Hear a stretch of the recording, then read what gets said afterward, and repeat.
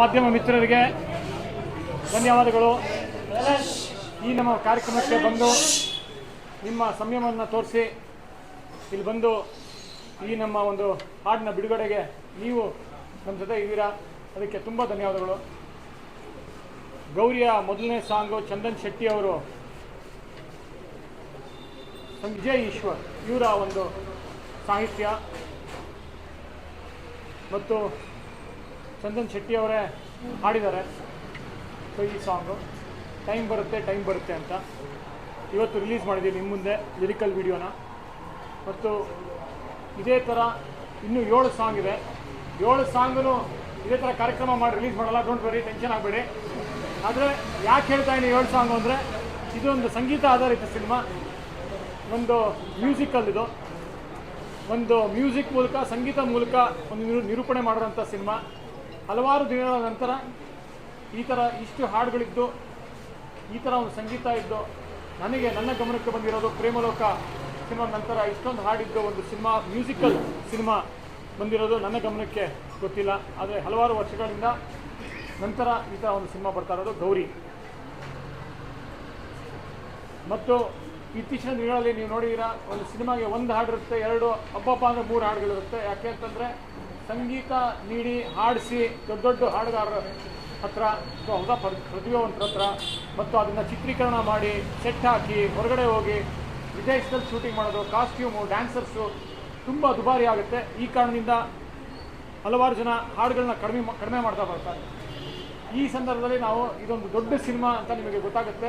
7 ಸಿನಿಮಾನು ಚಿತ್ರೀಕರಣ ಮಾಡಿದ್ದೀನಿ, ಈ ಸಿನಿಮಾಗಳಲ್ಲಿದೆ. ಮತ್ತು ದೊಡ್ಡ ಹಾಡುಗಾರರು ಇದನ್ನು ಹಾಡಿದ್ದಾರೆ.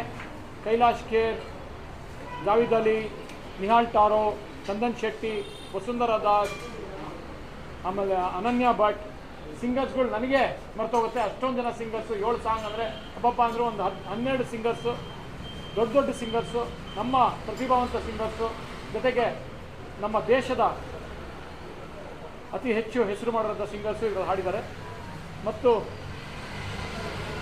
ಒಂದು ಮ್ಯೂಸಿಕಲ್ ಸಿನಿಮಾ ಮಾಡೋದು ಇವತ್ತಿನ ದಿನಗಳಲ್ಲಿ ತುಂಬ ಕಷ್ಟ, ಯಾಕಂದರೆ ಬಜೆಟ್ ದುಬಾರಿ ಆಗುತ್ತೆ. ಟೆಕ್ನಿಷಿಯನ್ಸು, ದೊಡ್ಡ ಟೆಕ್ನಿಷಿಯನ್ಸ್ ಕೆಲಸ ಮಾಡಿದ್ದಾರೆ. 5 ಜನ ಮ್ಯೂಸಿಕ್ ಡೈರೆಕ್ಟರ್ ಕೆಲಸ ಮಾಡಿದ್ದಾರೆ.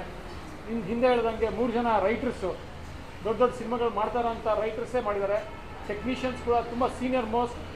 ಯಾವುದೇ ದೊಡ್ಡ ಸಿನಿಮಾ ಇಷ್ಟು ಟೆಕ್ನಿಷಿಯನ್ಸ್ ಇರಲ್ಲ, ಅಷ್ಟು ಟೆಕ್ನಿಷಿಯನ್ಸು.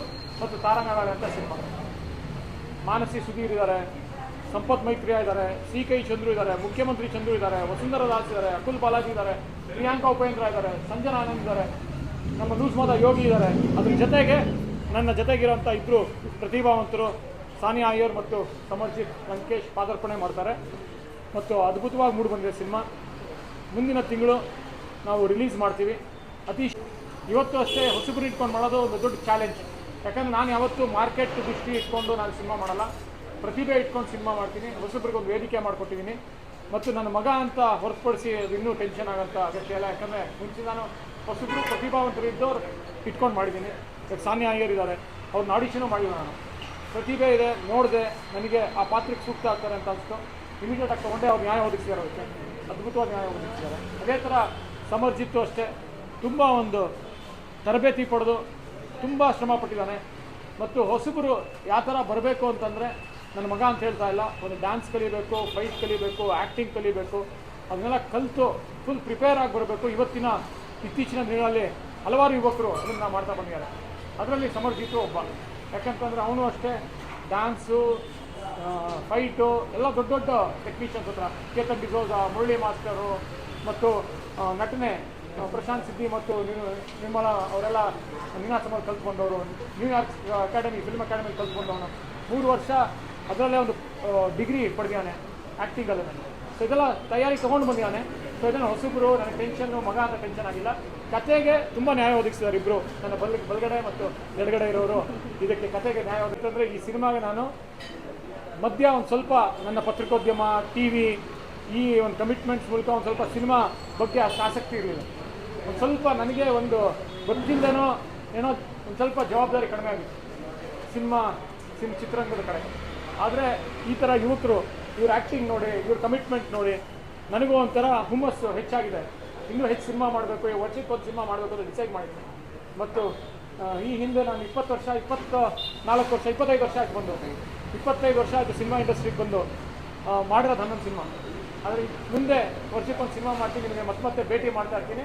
ಮತ್ತು ಟೆಕ್ನಾಲಜಿನೂ ಚೇಂಜ್ ಆಗ್ತಾ ಇರುತ್ತೆ, ಅಪ್ಡೇಟ್ ಆಗ್ತಾ ಇರಬೇಕು. ಈ ಥರ ಯುವಕರು ನನಗೆ ಅಪ್ಡೇಟ್ ಮಾಡ್ತಾರೆ, ಅವ್ರನ್ನ ನೋಡಿ ಒಂಥರ ಸ್ಫೂರ್ತಿ ಪಡಿತಾ ಇದ್ದೀನಿ.